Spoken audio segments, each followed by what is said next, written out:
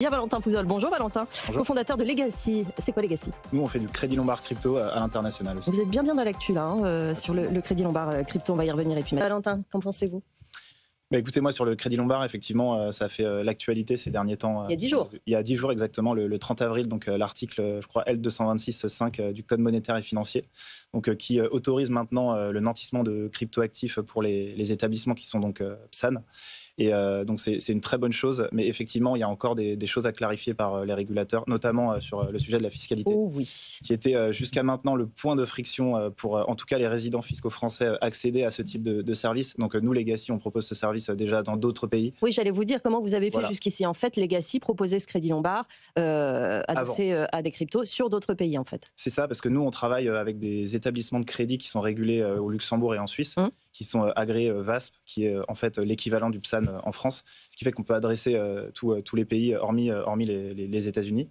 Donc on propose déjà le service plus largement, mais on avait ce point de friction pour les résidents fiscaux français qui ne voulaient pas se lancer tout simplement parce que le risque de fiscalité était là. Et aujourd'hui, ça commence à se débloquer.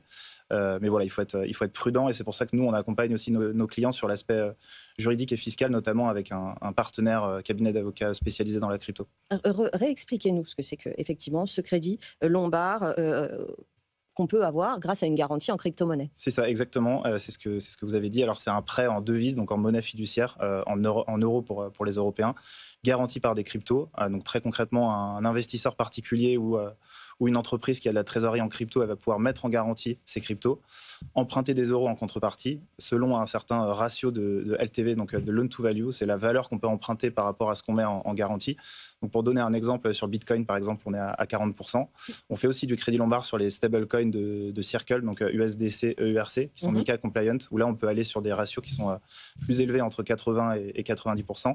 Et on propose également d'autres cryptos comme Ethereum, Solana, où là, on a des ratios plus bas qui sont de l'ordre de 20%. Les cryptos ne bougent pas, ça, elles sont garanties et elles restent sur notre compte en crypto. Bon, là, le Bitcoin 104 300 $, si ça tombe à 20 000.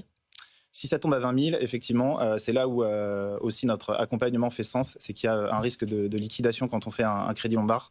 Il y a un seuil au-delà duquel il ne faut pas descendre? C'est ça, donc 40% par exemple, on met en garantie un bitcoin, donc s'il descend en dessous de 40 000, donc ce qu'on a emprunté, là on va avoir des appels de marge, ce qu'on appelle des appels de marge, et du coup on va se faire liquider ces actifs par l'établissement de crédit. Nous on a des conditions qui sont plus flexibles que ce qu'on peut trouver dans la finance décentralisée. On laisse par exemple jusqu'à 3 jours à nos clients pour réagir, donc c'est-à-dire soit ajouter de la garantie, soit rembourser une partie de l'emprunt. Et aussi, on va saisir, donc liquider uniquement le montant de l'appel de marge pour maintenir le ratio de LTV. Ce qui n'est pas le cas généralement dans la finance décentralisée où les protocoles vont saisir de manière automatisée l'intégralité de la garantie instantanément. Donc c'est beaucoup plus risqué. En quoi c'est moins contraignant qu'un crédit lambda de faire appel à ce genre de crédit? Ça va être au niveau du check de solvabilité. Oui. On regarde que la crypto. Voilà, c'est vraiment une énorme différence. Quand on fait un prêt immobilier, on va devoir donner ses fiches de paie. On va avoir ce qu'on appelle un crédit check.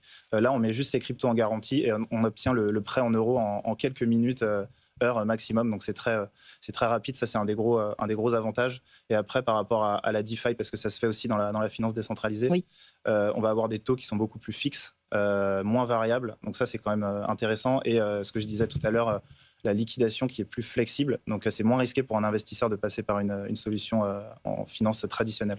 Fiscalement, vous l'avez dit, il n'y a pas encore toutes les infos et l'Europe est quand même assez réactive sur la fiscalité. Vous n'avez pas peur qu'elle réagisse bientôt? Parce que là, pour le moment, fiscalement, ce n'est pas une sortie crypto, il n'y a aucune sortie. Donc ça veut dire qu'on n'est pas taxé sur quoi que ce soit. C'est ça. Alors, c'est pas, les régulateurs ne se sont pas encore prononcés sur le sujet, mais ça va dans le bon sens. Donc c'est en ça qu'on n'a pas vraiment peur, déjà parce qu'elles ont encadré donc, le nantissement de cryptoactifs. C'est là-dessus qu'il y avait un sujet.